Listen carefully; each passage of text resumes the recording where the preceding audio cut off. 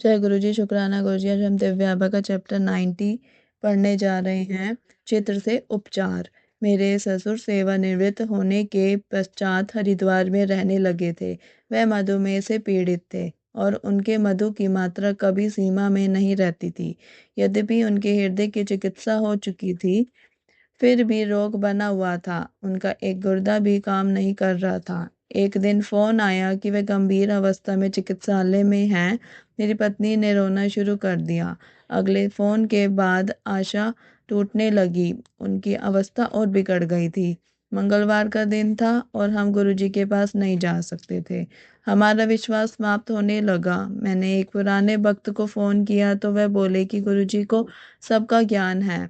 इससे इससे हमें आश्वासन मिला और हम सो पाए। गुरु कृपा से बृहस्पतिवार को गुरु जी का एक चित्र मिला और अगले दिन ही हम हरिद्वार चले गए। चिकित्सालय में हमने स्थिति का अनुमान लगाया और मेरी पत्नी ने गुरु जी का चित्र अपने पिता को दिया। उन्होंने उसे अपने मस्तक से लगाया और अपनी कमीज को जेब में रख लिया। वह कभी भी गुरुजी के पास नहीं गए थे।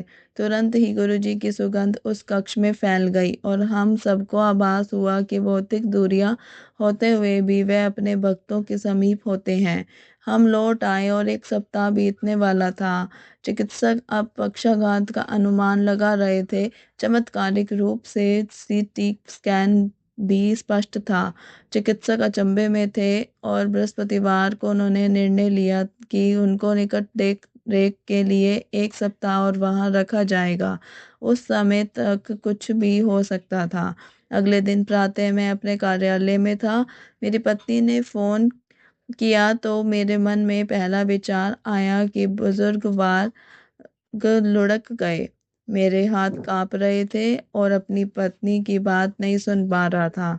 मेरी पत्नी को दोबारा कहना पड़ा कि वह चिकित्सालय से घर आ गए हैं। वह रो रही थी और गुरुजी को बार बार अपना धन्यवाद प्रकट कर रही थी।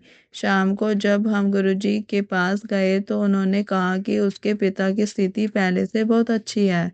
जब मेरे ससुर गुरुजी के दर्शन के लिए आए तो उन्हें गुरुजी ने एक और भेंट दी। उनकी पत्नी मेरी सास गठिए की रोगी थी। वह अपने पति के साथ गुरुजी के पास आई थी।